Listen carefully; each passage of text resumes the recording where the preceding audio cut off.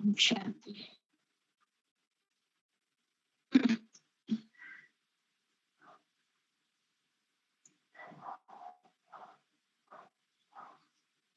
21/11/21 नवंबर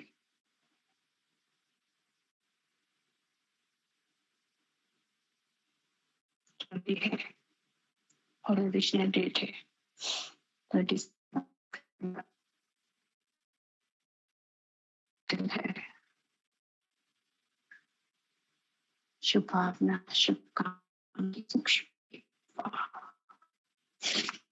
तो बाबा जानकारी पाता था, शुभ साथियों को दिख रहे हैं, विश्व कल्याणकारी साथी को देख रहे हैं। और बाबा ने डिफरेंस बताया भक्ति मार्ग में शुभ भावना और ज्ञान मार्ग में शुभ भावना पर। उसके बाद बाबा ने रीजन बताया कि हम आत्माओं को विश्व कल्याणकारी क्यों कहा जाता है और ये शुभ भावना हमारी क्या क्या करती है, ये भी भावना बाबा ने डिस्क्राइब किया। सेवा का फाउंडेशन बताया बाबा ने शुभकामना और शुभ भावना को। किसी भी सेवा का प्रत्यक्ष फल तब मिलेगा जब शुभ भावना और शुभकामना रहेगी। यदि शुभ भावना शुभकामना नहीं है तो सेवा का प्रत्यक्ष फल नहीं मिलेगा।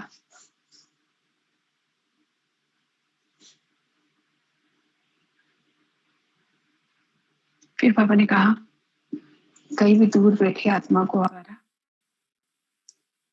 प्राप्ति एग्जाम्पल दिया बाबा ने।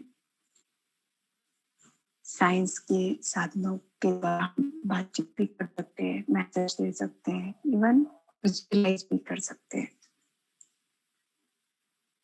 फिर बाबा ने कहा शुभ भावना को बाबा ने डिफाइन किया।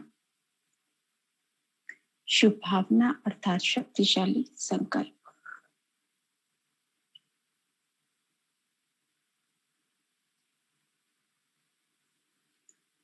अर्थात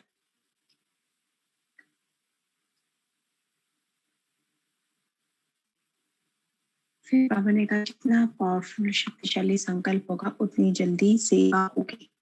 अगर हमने इधर संकल्प किया कि आत्मा का सुख और शिक्षण उसको सुख मिल जाता है।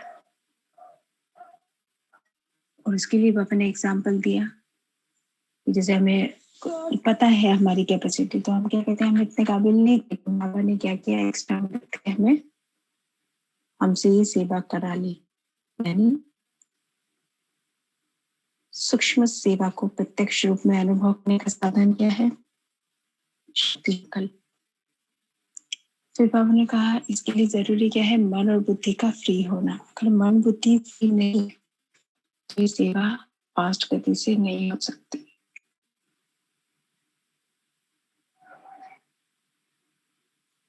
मन बुद्धि साथ भी बिजी नहीं होना।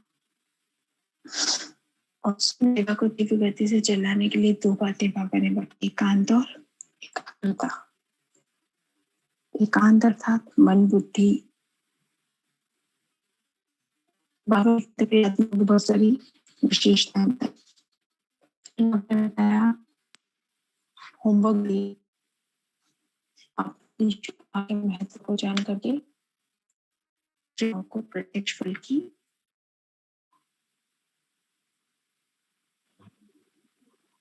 शांति। योग के टीचर के रूप। आपकी आवाज है ना बहुत कट रही है बीच बीच में। हेलो, हाँ जी।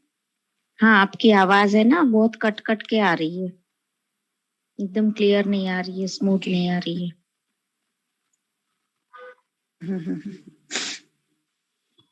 फिर अभी आ रही है? भी आ तो रही है लेकिन बीच बीच में लो हो जाती है। अच्छा, थोड़ा नेट, हाँ नेट का प्रॉब्लम लग रहा है। फिर बाबा ने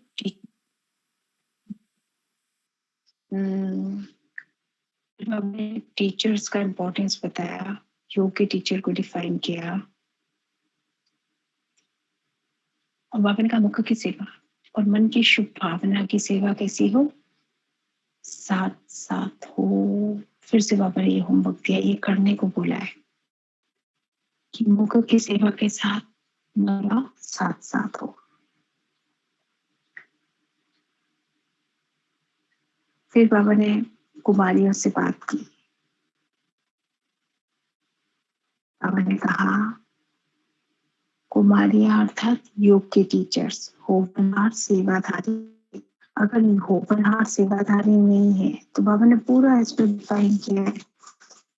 नौकरी उठाते हैं, पैसे के पीछे नौकरी करते हैं, खुद के ऊपर की दुआएं जो है वो लाखों करोड़ों की जो इनकम है उससे भी ज्यादा है। फिर बाबा ने सबसे बड़ी योग्यता बताया किसको? सेवा को। बाबा ने कहा सेवा सबसे बड़ी योग्यता है और सबसे योग्य बनना यानी मेरा तो एक शिव बाबा, दूसरा न कोई। तो इस तरीके से पापा ने पूरी मुरली को आगे बढ़ाया, कुमारियों से बात की। और अब आप बात करें कुमारों से। बाबा ने कुमारों की एक विशेषता बताई। कुमार क्या करते हैं?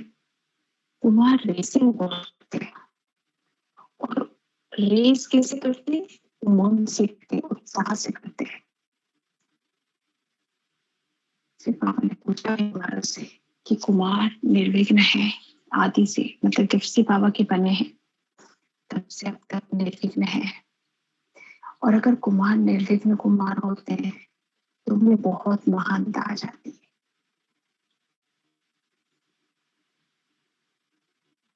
और वो विश्व के लिए सैंपल बन जाते हैं।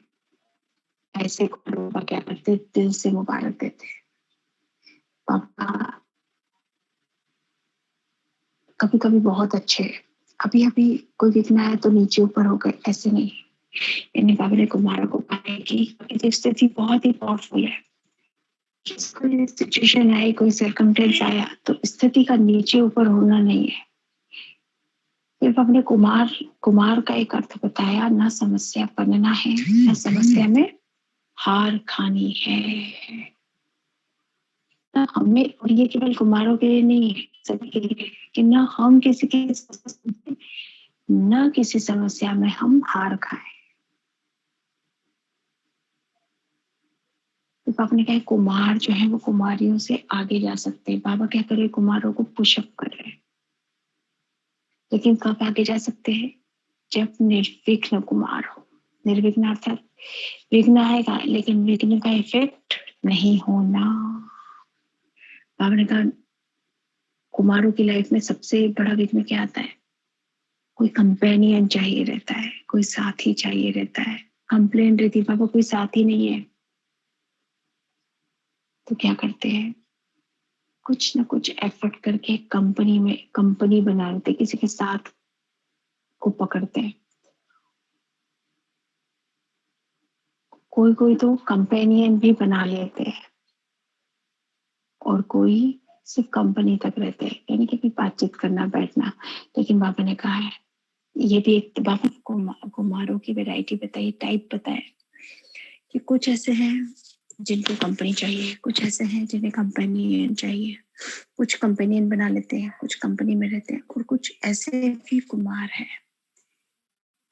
जिन्हें ना कंपनी चाहिए ना कंपेनियन चाहिए। वो किसकी कंपनी में रहते था? पापा की कंपनी में रहते हैं।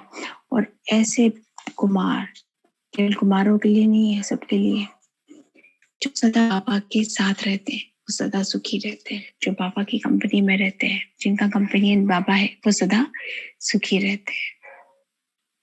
पापा ने कुमार से क्वेश्चन किया है कि चेक करो आप कौन से कुमार हो। थोड़ी कंपनी चाहिए। पापा ने कहा अगर तुमको कंपनी चाहिए ना तो पूरा ब्राह्मण परिवार तुम्हारी कंपनी है। लेकिन किसी एक की या दो तीन की कंपनी चाहिए, ये रॉन्ग है। किसी एक का साथ चाहिए, ये रॉन्ग है। फिर बाबा ने कहा नए कुमार ने पुशअप किया। बाबा ने कहा नए कुमार भी कमाल करके दिखाएंगे। क्या कमाल करके दिखाएंगे? विश्व को बाबा के आगे झुकाकर दिखाएंगे, अर्थात बाबा की प्रत्यक्षता करेंगे। कितना बड़ा बाबा का बाबा ने उनको बताया है कितना बड़ा उनके लिए लक्ष्य बताया है बाबा ने। बाबा का विश्व ऐसे कुमारों की गुणगान करेगा। बाबा ने कहा कुमारियां भी सेवा की कंपनी में रहती है। मेजॉरिटी जो कुमारियां होती है वो कैसे रहती है, कंपनी में रहती है, ग्रुप में रहती है। लेकिन कुमारों में क्या होता है, थोड़े दिन साथ रहते हैं लेकिन फिर ज्यादा दिन साथ नहीं रह पाते। तो पापा ने कहा भवन बनाया गया अलग अलग जगह, लेकिन क्या हुआ साथ रहे लेकिन फिर जहाँ के वहां। तो बाबा ने कहा ऐसा नहीं करना है। अगर पांडव भवन यानी कि जहाँ पे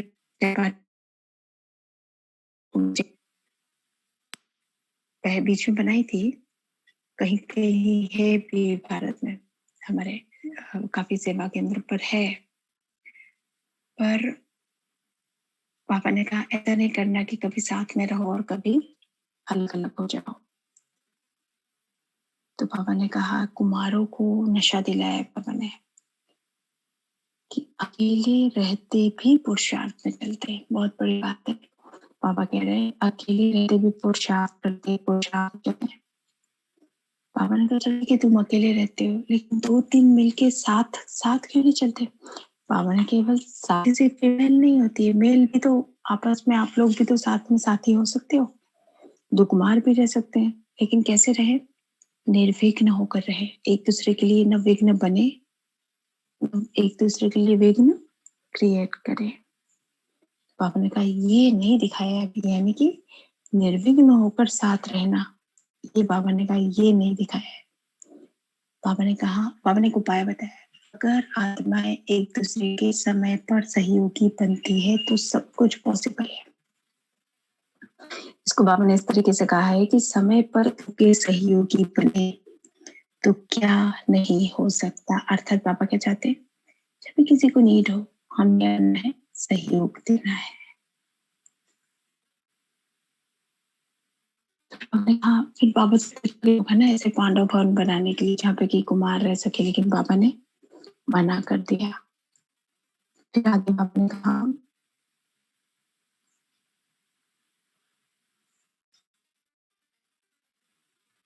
योग्य कुमार बनने के लिए कहा, निर्विघ्न कुमार बनने के लिए कहा। खुद समस्या नहीं बनना है।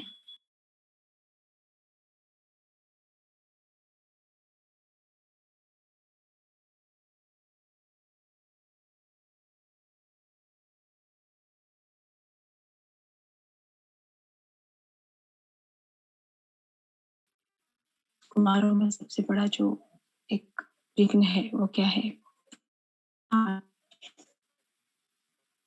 फिर बाबा ने कहा है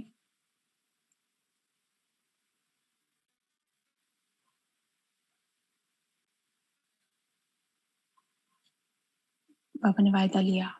क्या वायदा लिया, निर्विघ्न कुमार बनकर दिखाएंगे।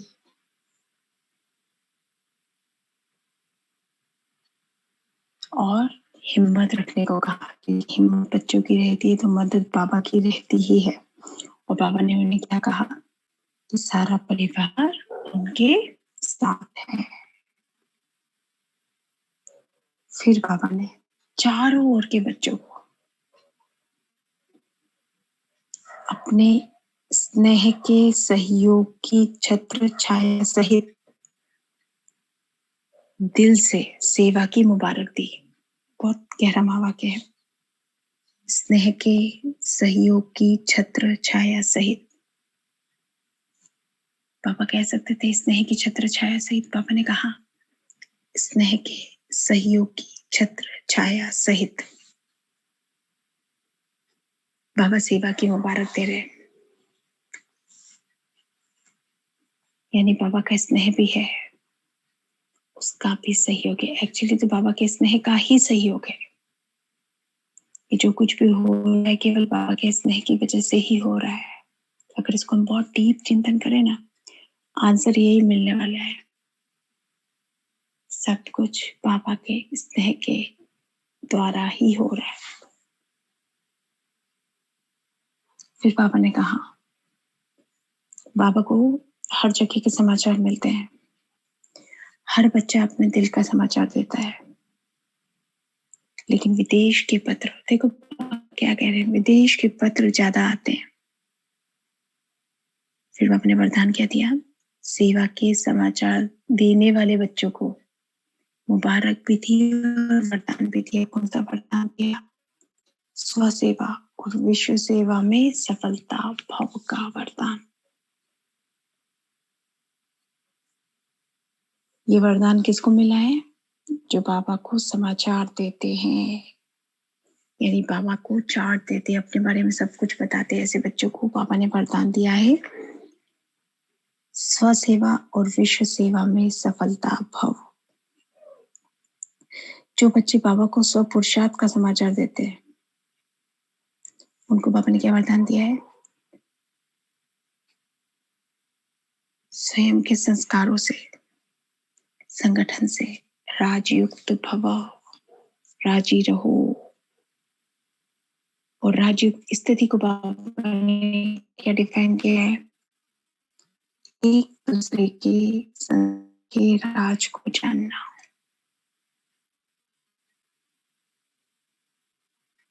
परिस्थितियों को, ये है राजयुक्त स्थिति। एक दूसरे संस्कार को जानकर उसके अकॉर्डिंग बिहेव करना। फिर बाबा ने कहा है, सच्चे दिल से पोता मिल देने के। चार्ट में नो कुछ भी एक्स्ट्रा नहीं। लेटर लिखने को कहा है बाबा ने। फिर बाबा ने कहा है, स्नेह की रो रिहान सदा समीपता का अनुभव कराती रहेगी। बाबा से रो रिहान जो हम करते हैं, जितनी हमारी लविंग रो रिहान होती है ना बाबा से, सच्ची रो रिहान, हम बाबा के उतने समीप आते जाते हैं। फिर बाबा ने आगे इसी चीज को कंटिन्यू कहा है, लेटर को ही। और बाबा ने कहा, विदेशी जो है वो लेटर लिखने में कैसे है, बहुत ही होशियार है, जल्दी जल्दी लिखते हैं।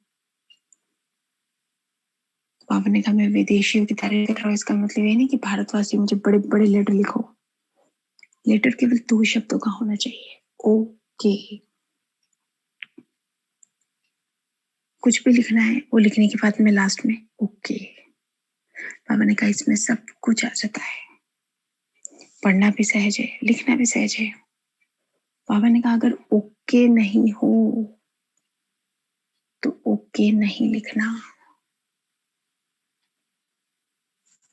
जब ओके हो जाओ तभी ओके लिखना। ये बाबा ने बहुत क्लियर एक हिंट दी हुई। कई बार हम क्या करते हैं, स्थिति नहीं भी लिखी तो भी बाबा आए, हम ओके। बाबा ने साफ मना कर दिया है। बाबा ने कह दिया, अगर ओके नहीं हो तो ओके मत लिखो।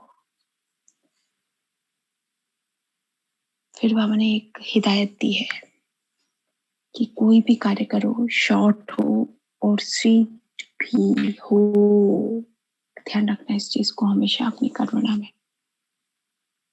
फिर बाबा ने कहा है, लेटर ऐसा लिखो कि कोई भी पढ़े तो खुश हो जाए। इसलिए बड़े बड़े लेटर नहीं लिखना, राम कथाएं नहीं लिखना, ये हुआ वो हुआ वो हुआ वो हुआ, अरे उसको सब पता है। फिर बाबा ने कहा, तुम मुझे न्यूज बताते हो, अपने बारे में समाचार देते हो, तो वो दो, लेकिन वो सीखो भी कि कैसे समाचार दिया जाता है। बाबा ने बहुत ही शॉर्ट एंड स्वीट याद प्यार दिया। बाबा ने कहा, शुभ भावना, शुभ कामना की सूक्ष्म सेवा के महत्व को जानने वाले महान आत्माओं को बाबा ने याद प्यार दिया। फिर बाबा ने बच्चों को वरदान दिया। सच्चे सेवाधारी कौन है? जो परिवर्तन विजय को एक्सपीरियंस करते हैं। ऐसी आत्माएं जो खुद को चेंज करती रहती है और लगातार क्या करती है, विजय की अनुभव करती है। इसको क्या कहा बाबा ने? सच्चे सेवाधारी।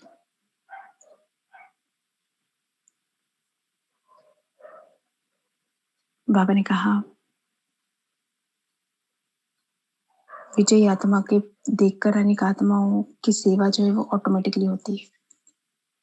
ऐसी आत्माओं की आंखों से रूहानियत अनुभव होती है और उनकी पर्सनालिटी बाबा के चरित्रों का साक्षात्कार कराती है। आत्मिक भाव, आत्मिकता प्रकट होती है और ऐसा जिनका चेहरा होता है ना, जिसमें रूहानियत हो, आत्मिक भाव हो, है ना, ऐसी आत्माओं को क्या कहा जाता है? सच्चे सेवाधारी। फिर बाबा ने कहा है विशेषताएं और गुण दाता की देन है, तो दाता को देखना है, व्यक्ति को नहीं। यानी वो उस व्यक्ति का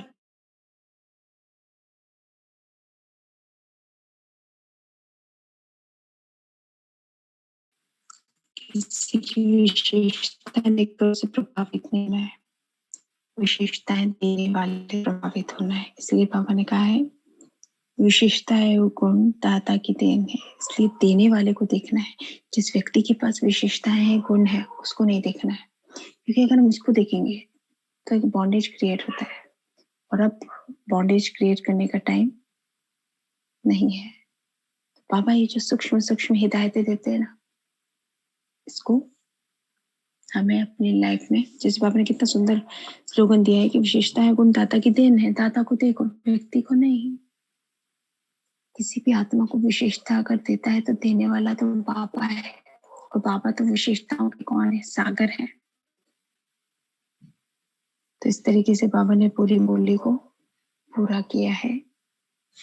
बहुत ही बाबा ने गहरे गहरी बातें बताई है। एकांत और एकांत, एकांत और एकाग्रता पे बाबा ने जोर दिया है।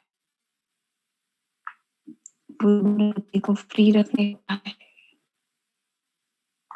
शक्तिशाली संकल्प, निर्विघ्नता। तो इस तरीके से बाबा ने ये मुरली को पूरा किया है।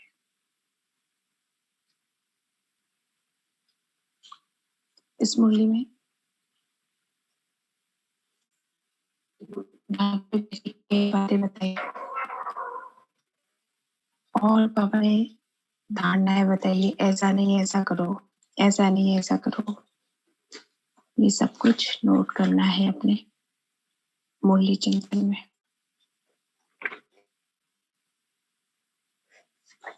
ऐसे करके टोटल में बहुत इम्पोर्टेंट देखे तो 10 पॉइंट्स में ये मुरली का चिंतन, जो इम्पोर्टेंट जो महावाक्य है वो राइट डाउन करने, और ये इसका होमवर्क जरूर करना है। बाबा ने क्या होमवर्क दिया है? कि सेवा बढ़ानी है, मनसा सेवा चेक करना है, मुझ आत्मा के अपनी संकल्प शक्ति को चेक करना है कितनी पावरफुल है। इस मुरली में ना चेकिंग की बहुत सी बातें हैं। हर पैराग्राफ में बाबा ने कुछ न कुछ इनडायरेक्टली चेक करने को कहा है, वो सब नोट करना है और अपने पुरुषार्थ में उसको शामिल करना है। बाबा ने खास होमवर्क जो दिया है वो क्या दिया है? अनेक आत्माओं को प्रत्यक्ष फल की तरह के निमित्त बनो।